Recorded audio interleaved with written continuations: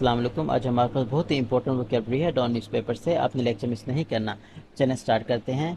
ये हमारे पास पैराग्राफ है जो कि है थर्ड, यानी कि फर्स्ट और सेकंड जो पॉइंट्स हैं ना वो पहले ही डिस्कस हो चुके हैं। ये जो थर्ड पॉइंट है ना इसे हम डिस्कस करने जा रहे हैं। Pakistani society and our governments have to give up their let's kill the rich attitude. अच्छा, यहाँ पर पहले हम डिस्कस कर लेते हैं हैव टू को। देखें, हैव टू और हैज़ टू ये बहुत इंपॉर्टेंट यूज़ हैं, यानी कि वो काम जो हमें करना पड़ता है उसके लिए हम यूज़ करते हैं हैव टू। क्या मतलब? फॉर एग्जांपल मैं कहता हूँ I have to take a bath, या I have to go to school. Yes, मुझे स्कूल जाना पड़ता है। ऐसा काम जो हमें करना पड़ता है तो उसके लिए हम यूज़ करते हैं हैव टू और हैज़ टू का। ठीक हो गया। अब आगे है गिव अप। गिव अप हमारे पास है फ्रेजल वर्ब। उर्दू में इसका मतलब होता है तर्क करना या छोड़ देना। अब यहाँ पर बात हो रही है कि जो पाकिस्तानी सोसाइटी है ना और हमारी जो गवर्नमेंट है, इन्हें तर्क करना पड़ेगा।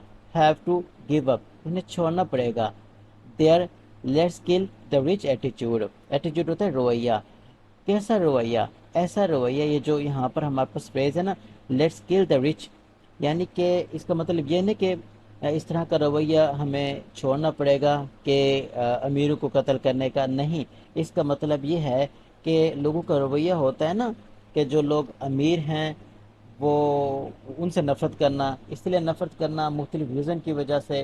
फॉर एग्ज़ाम्पल मे बी वो जो वेल्थ जमा की है उन्होंने, जो उनके पास पैसा है वो इलीगल मीन्स के थ्रू उन्होंने जमा किया है। ठीक है, तो ये ज़रूरी नहीं है। अब वो यही कहता है कि जनाब पाकिस्तानी सोसाइटी और जो हमारी गवर्नमेंट है ना, उनको ये वाला जो रवैया है ना उन्हें तर्क करना पड़ेगा। यही रवैया जिसके बारे में मैंने अभी बात की, रिच के बारे में, कि गवर्नमेंट कहते हैं कि मज़ीद टैक्सेस लगाए जाएँ अमीरों पर। ठीक है, और दूसरे लोग ये सोचते हैं कि जनाब ये अनफेयर मीन्स के थ्रू पैसा जमा कर रहे हैं। ये वाला जो रवैया है ना, इसे तो छोड़ना ही पड़ेगा। आगे देखें, there is a dire need to realise that. अच्छा जी, डायर इसका मतलब होता है संगीन, एक्सट्रीमली सीरियस और अर्जेंट, यानी कि यहाँ पर ये कहने का मतलब है कि इस चीज़ की बहुत ज़्यादा ज़रूरत है, या इस चीज़ को रियलाइज़ करने की बहुत ज़्यादा ज़रूरत है। दैट के not every person in Pakistan who has made his और her way to riches is a हराम खोर। यानी कि ज़रूरी नहीं कि पाकिस्तान के अंदर हर पर्सन जो यानी कि अमीर है वो क्या कहते हैं हराम खोर है। क्या मतलब? इसको हम मज़ीद अंडरस्टैंड करते हैं। यानी कि वही बात आ जाती है कि ये ज़रूरी नहीं है, और हमें इस चीज़ को रियलाइज़ करना चाहिए कि पाकिस्तान के अंदर अगर कोई शख्स अमीर है तो वो करप्शन के थ्रू अमीर नहीं हुआ। ये ज़रूरी नहीं है। मे बी वो अपनी मेहनत के थ्रू अमीर हुआ हो। ठीक है, आगे मज़ीद देखते हैं। This attitude is anathema to wealth creation.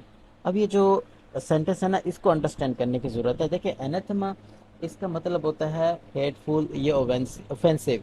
अब इस तरह का जो रवैया है ना, ये जो रवैया है ये ऑफेंसिव है, ये हेटफुल है टू वेल्थ क्रिएशन। यानी कि इस तरह का जो रवैया है ना ये डिस्करेज करता है कि कोई इन्वेस्टमेंट करे पाकिस्तान के अंदर, कि पाकिस्तान की जो इकोनॉमिक है वो उसमें यानी कि ग्रोथ हो। ठीक है, तो इस तरह का जो रवैया है ना ये डिस्कस करता है इन्वेस्टमेंट को और दौलत या वेल्थ क्रिएशन को पाकिस्तान के अंदर। यस, आगे देखें। There are enough examples of individuals who have become rich by dint of their hard work, dedication and industriousness. देखिए जी, वो ये कहता है कि बहुत सारी ऐसी एग्जाम्पल हैं इंडिविजुअल्स की, इनफरादी तौर पर उन लोगों की जो अमीर हुए हैं बाय डेंट ऑफ इसका मतलब है बिकॉज ऑफ या due to their hard work या through their hard work, dedication लगन और इंडस्ट्रियसनेस। ये भी यानी कि मेहनत होती है, लेकिन ये जो है ना हार्ड वर्क से ज़्यादा फोर्सफुल वर्ड है हम कह सकते हैं। यानी कि इंडस्ट्रियसनेस वो शख्स होता है जो बहुत ज़्यादा मेहनती होता है और वो जो काम करता है वो कंसिस्टेंट तरीके से करता है। ठीक है, वो मेहनत नहीं छोड़ता। यस, तो ये कहना चाहता है कि जनाब आला हमारे पास बहुत सारी एग्जांपल्स ऐसी हैं कि लोग अमीर हुए हैं because of their hard work, dedication and industriousness की वजह से। Yes, there is ample corruption. आगे वो कह रहा है, मान रहा है, जी जनाब बिल्कुल। एम्पल होता है वसी पैमाने पर, बड़े पैमाने पर। करप्शन है, वो चीज़ को एडमिट कर रहा है। As well as leeches who have accumulated wealth. देखें, یہاں پر لچز سے کیا مراد ہے؟ اس سے یہ مراد ہے کہ وہ لوگ جو دوسرے لوگوں سے فائدہ اٹھاتی ہیں، یا جو ہے وہ لوگ جو پاکستان کے ریسورسز کو یوز کرتے ہیں لیکن وہ فائدہ کچھ نہیں دیتے، ٹھیک ہے؟ جس طرح سے ایک جو ہے نا وہ بلڈ کو چوستی ہے لیکن فائدہ نہیں دیتی، یس، اسی طرح سے یہ جو وہ لوگ ہیں جو پاکستان کے ریسورسز سے تو فائدہ اٹھا رہے ہیں لیکن وہ کیا، ان سے کوئی فائدہ نہیں ہو رہا، یعنی کہ ہم کہہ سکتے ہیں کہ کچھ لوگ ایسے ہیں جو بڑے بڑے ڈیزیگنیشن پر بیٹھے ہوئے ہیں، آفیسر ہیں، وہ ان کے پاس گاڑی ہے، گورنمنٹ نے ان کو پیٹرول وغیرہ دیا ہے، نوکر دیے ہیں، ان کو گھر دیا ہے، لیکن اس کے باوجود وہ کرپشن کر رہے ہیں اور بڑے پیمانے پر کر رہے ہیں، جو ان کی تنخواہ ہے نا اس سے 100% زیادہ کر رہے ہیں، ٹھیک ہے؟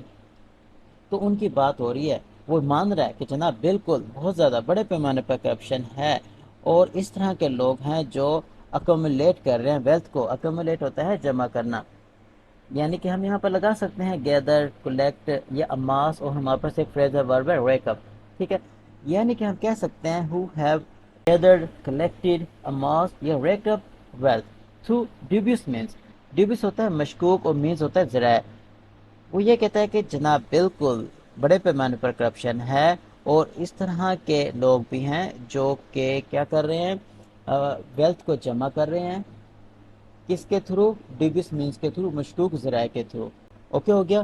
دیکھیں میں آپ کو بتا دوں، جب ہم ٹرانسلیشن کرتے ہیں تو ہم سینس کی ٹرانسلیشن کر رہے ہوتے ہیں، ٹھیک ہے؟ یہ نہ سمجھنا کہ ورڈ بائی ورڈ جو ہے نا اس کی ٹرانسلیشن کیوں نہیں ہو رہی، ایکچولی ہم سینس کی ٹرانسلیشن کر رہے ہوتے ہیں۔ اسی چلے ملتے ہیں نیکسٹ ویڈیو میں، تھینک یو۔